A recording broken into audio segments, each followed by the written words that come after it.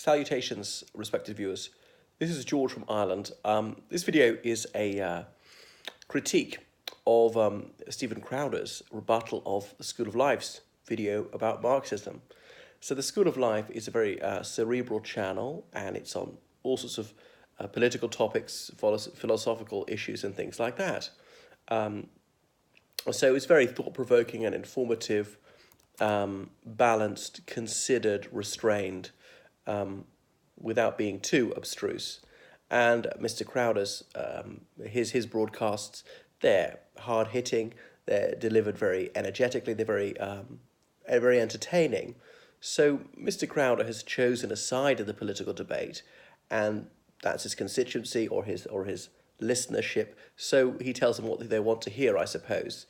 So he certainly can't be accused of being an academic sort of person, but he's not dim, and he's very listenable.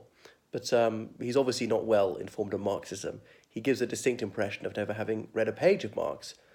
Anyway, it was a 16-minute video that Mr. Crowder produced, commenting on a 9-minute video, and there's several gobbets from that School of Life video, which was delivered in a, well, very, how to put it, slow, thoughtful, and simple way, really boiling it down to ordinary language, not using the stilted lexis that people might feel was apposite for such a intellectual topic as Marxism. But Mr. Crowder's style obviously is quite brief, and it's difficult to even do justice to Marxism in a 9-minute synopsis. But Mr. Crowder, he relies on misdirection and mirth. So his style is quite superficial, but to do justice to these topics, to examine them in depth, would take a long time, and people simply don't have the concentration span for that. So perforce, one is obliged to really simplify things. Anyway, he doesn't know much about socialist movements, or doesn't seem to be well informed about the history of Russia or other countries which had socialist or indeed communist governments. So there's a rather jejune response to what the School of Life had to say. Mr. Crowder's a man of negligible intellectual clout, and he sometimes seems to promote anti-intellectualism. He was calling, I think it was Marx he was alluding to, as a bearded faggot, because whether the presenter of that show has a beard or not, I don't know. But now, I don't mind people saying that word. It's obviously a disparaging word for a homosexual. I don't have any evidence that Dr. Karl Marx was a homosexual. Indeed, he was married, he had several children, and he had some barbed things to say about gays himself. You should read what he said about someone being a Ganymede, being a classically educated chap. He was alluding to Zeus's cupbearer, the first homosexual recorded in Greek mythology. And there were other times where he's using swear words, but they're deleted. This is what I don't understand about Mr. Crowder. If you're going to use this taboo word, broadcast it, don't bleep it out. Make your mind up. It's a minced oath. I thought he's so manly. He takes no prisoners. He just tell it how it is. He's unafraid. Well, make your mind up. Say it or don't say it. But anyway, even if Marx was a faggot, that wouldn't reflect any discredit on him. And it made me think whether Mr. Crowder is a closet homosexual himself, which wouldn't be a bad thing at all. But why does he feel compelled to be so openly disparaging about gays and wearing a t-shirt saying not gay and so on? Fine to be not gay and to be proud of being a hetero. But it seems like an over-protestation to me. And there's an intimate relationship between repression and perversion. Also, he's into mixed martial arts, fighting, really beefing himself up in the gym, which is faintly homoerotic. I mean, I know a lot of very macho guys are not gay, but, some are, going a bit too far to overemphasize their masculinity, or indeed being very effeminate.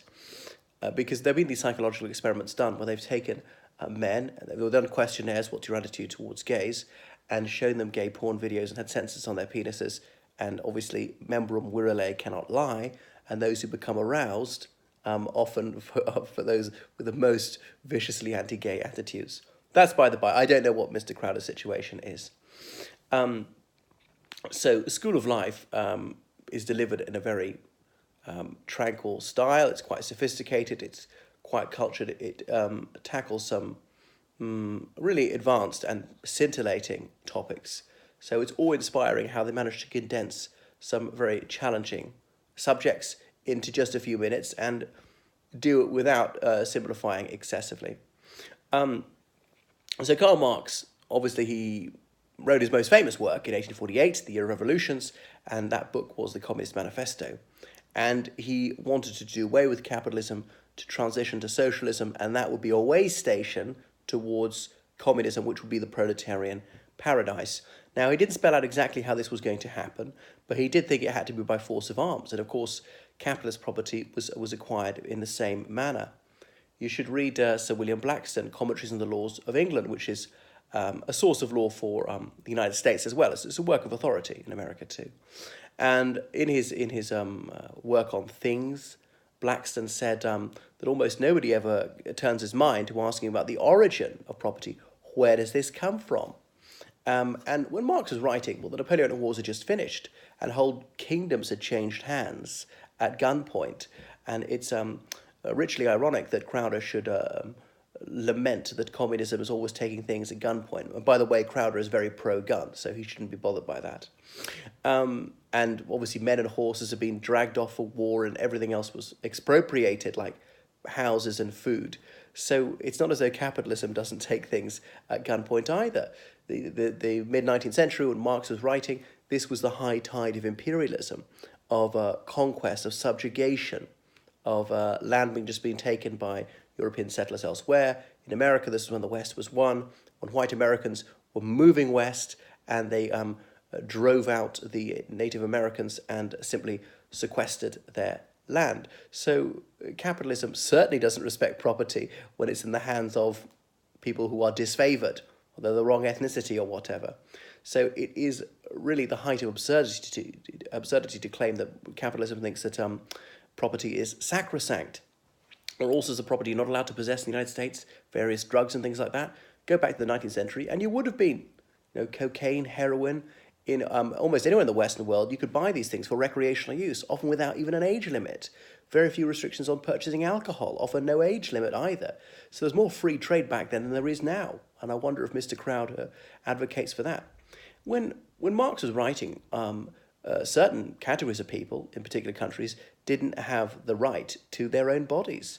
A person was regarded as a chattel to be bought and sold at auction. In the United States, obviously, as we know, until 1863. And France and the United Kingdom had only abolished this in their colonies some years before. And even after 1863, outside the Western world, slavery was almost omnipresent. So Marx was writing in a very different context, when people didn't have personal liberty and as property didn't even own themselves a lot of the time. So Crowder says, oh, well, people are claiming that democratic socialists are not the same as Marxists, that you're conflating the two. Well, democratic socialists and Marxists are very different. I've pointed out elsewhere there was the Goethe program, where Marx, where he inveighed against the democratic socialists in Germany, social democrats as they were later call themselves, who wanted to work within the system. Remember, this was an era when even most men didn't have the right to vote. Men, you can forget about women having the right to vote in Germany or in almost any country at the time. And a lot of people didn't get to go to school. There was very limited freedom of expression. People could be sent to jail just for saying something that the government found distasteful. So that's why Marx thought that force of arms had to be used to overthrow capitalism. And indeed, in 1871, it was the Paris Commune, the only real Marxist experiment in Marx's lifetime, not successful because the French bourgeoisie crushed it with great violence, as in when it was defeated, huge numbers of the people involved were executed, others were sent to Guyana, to the Devil's Island, that penal colony, where many of them died through overwork and tropical diseases and so on. Okay, so fast forward on to 1917, the first somewhat successful attempt to build a Marxian society. And the Bolsheviks, later known as the communists, they launched their October Revolution, 1917, in Russia.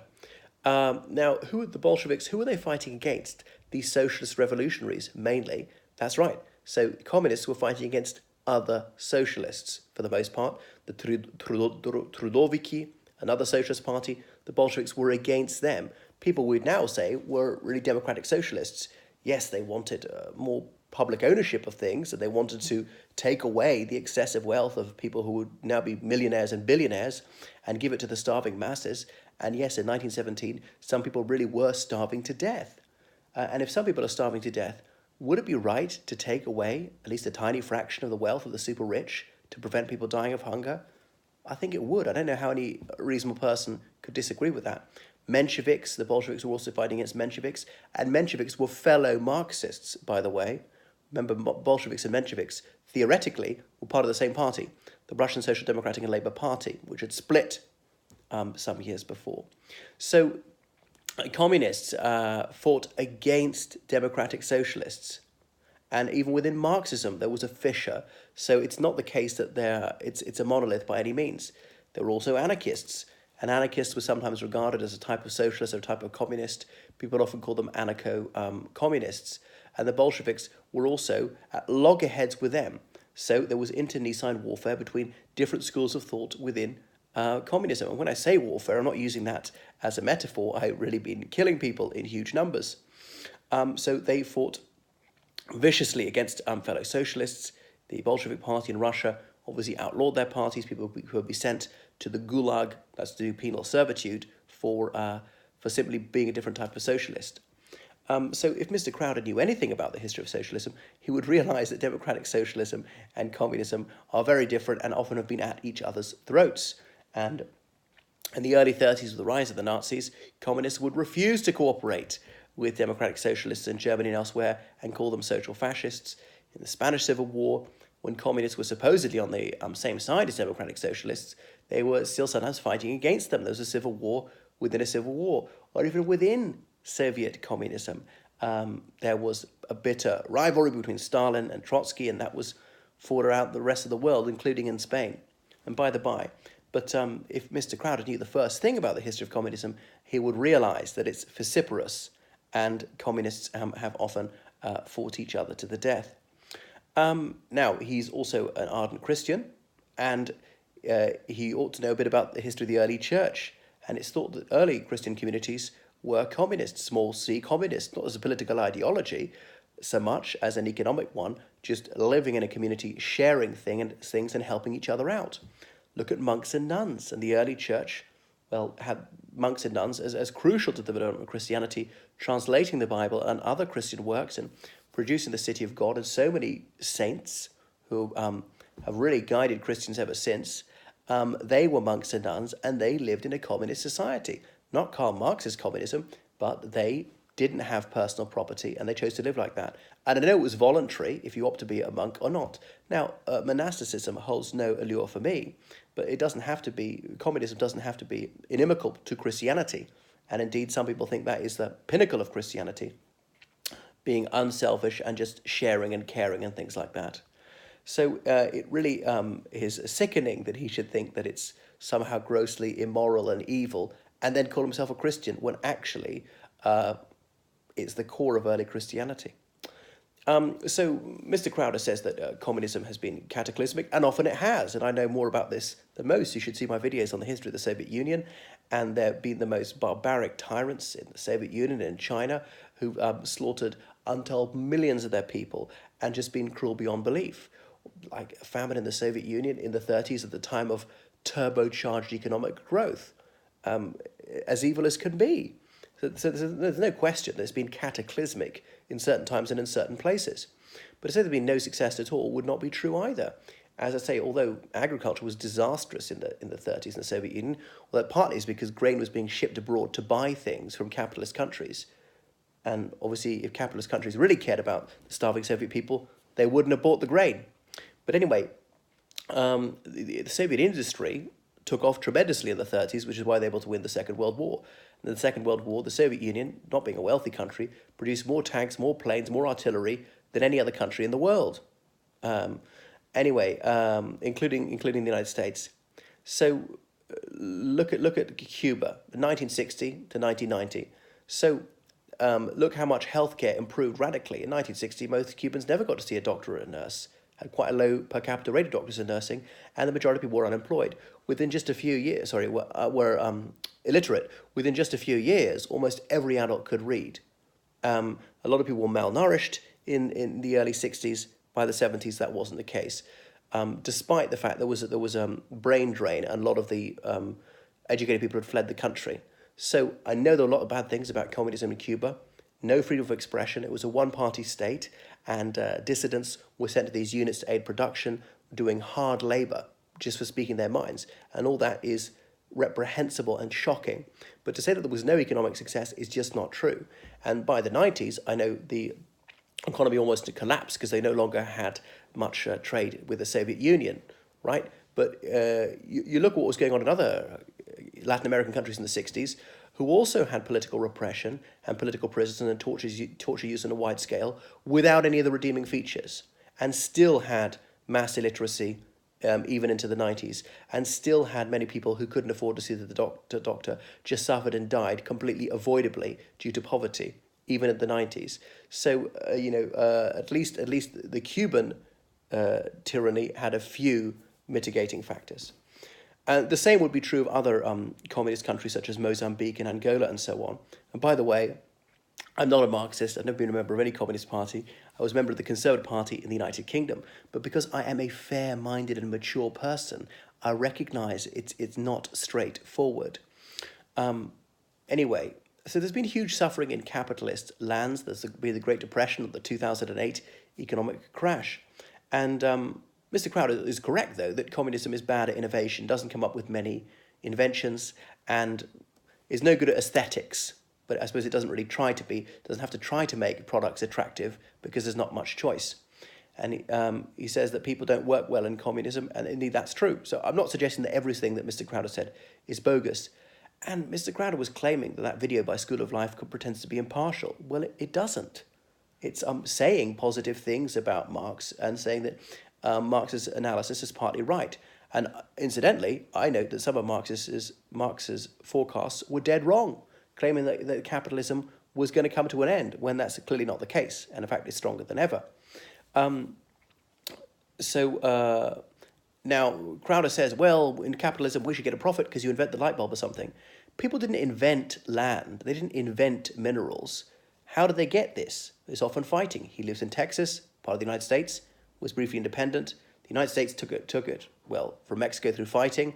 Obviously, Texas had taken itself out of Mexico through fighting.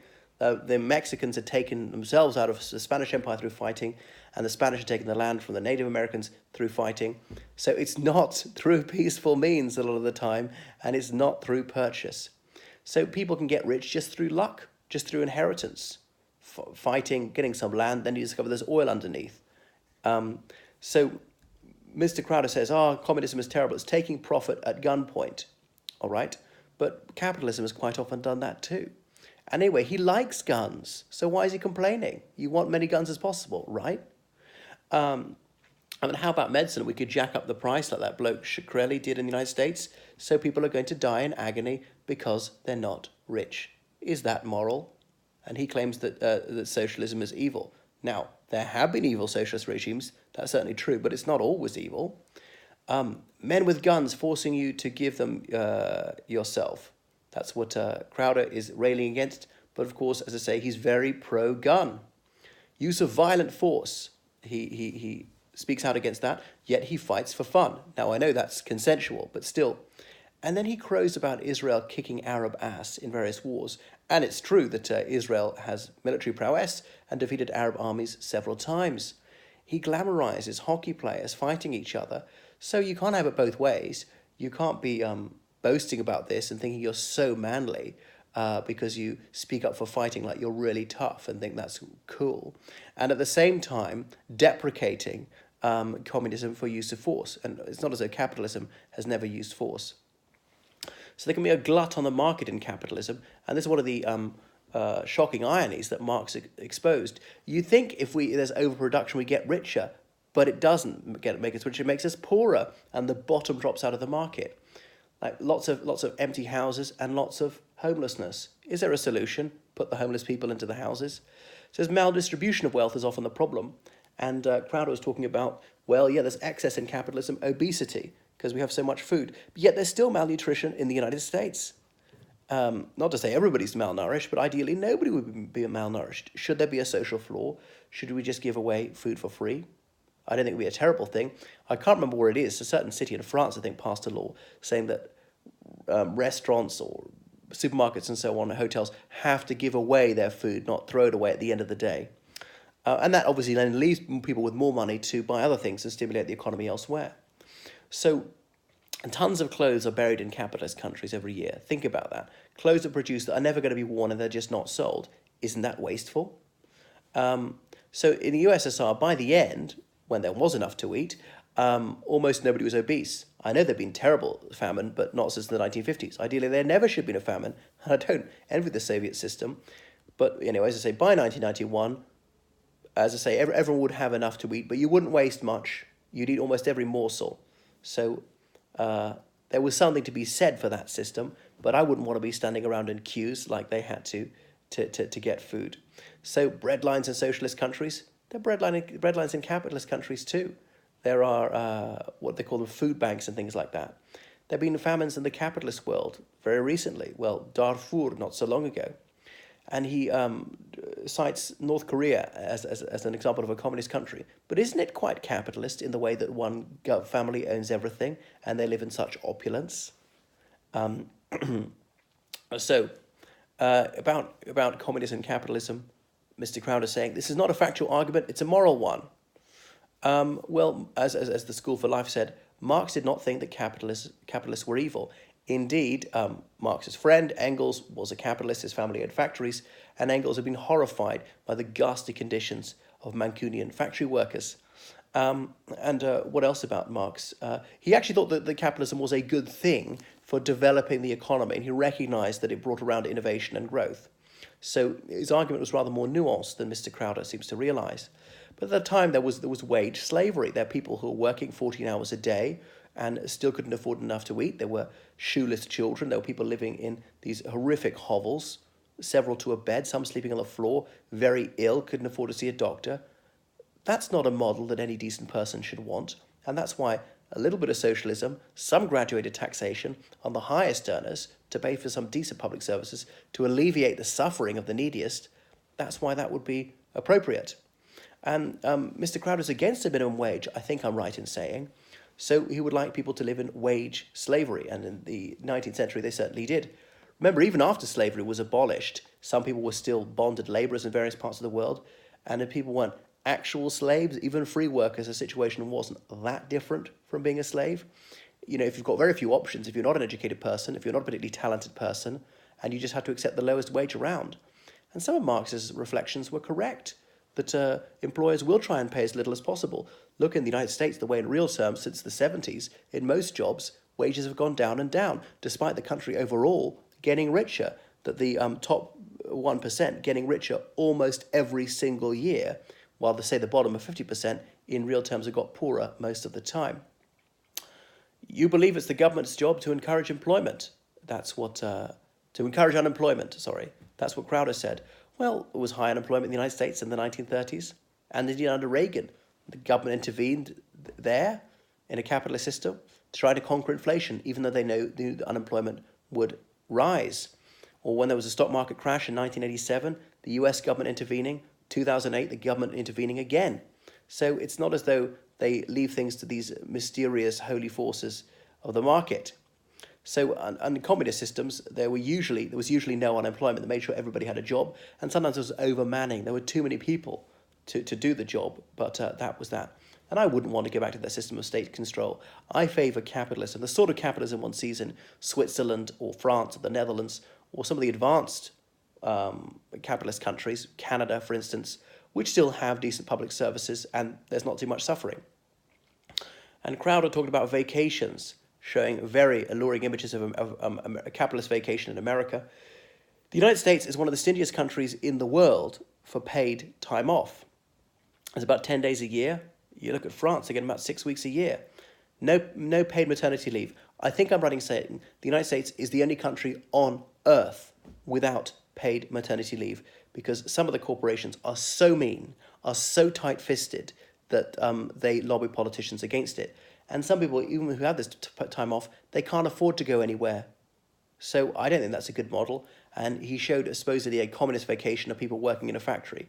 Well, that's nonsense. They were often going to the Black Sea and having a good time and things like that. And I met many people who did these sort of things, and the cost of these holidays was kept low. So it was affordable for ordinary workers. So the School of Life tells us what Marx believed. It didn't say that Marx was right on things. And then Marx was supposedly anti-marriage, according to Crowder. Well, Marx was married himself. He had several children. And actually, communist countries tended to be very traditional on this, in a way that Crowder would like, very much disapprove of divorce. But Marx recognizes the misery of middle-class marriage a lot of the time, because people often didn't have a choice about getting married, often married by what we would consider to be underage, forced to by their parents, and divorce either was illegal or just prohibitively expensive and considered utterly scandalous. So people lived in deeply unhappy marriages in the 19th century. We're not comparing like with like. And bourgeois people having to marry for so-called respectability and it all being about property. So it's a different situation. And I know Mr. Crowder is an advocate of marriage, saying that married people have better outcomes and blah, blah, blah. That's partly because the richer you are, the more likely you are to get married, and more people will want to marry you. If you're healthy and good-looking, yeah, people are more likely to marry you. This is not necessarily cause and effect, though it can help you in some ways, enriching you, yes. Anyway, so Marx said we should all have more leisure. And remember, in the 19th century, there was little or no paid time off, paid holidays, people often working 6 days a week, working really long hours, like 14 hours in some cases, even children. So what Marx was saying about then is not the situation which pertains today. And of course, many capitalists were against this. Absolutely outrageous to limit people to a 12-hour working day, much less a 10-hour working day. No, it's completely unacceptable to have to give them any paid time off because some of them were utterly avaricious.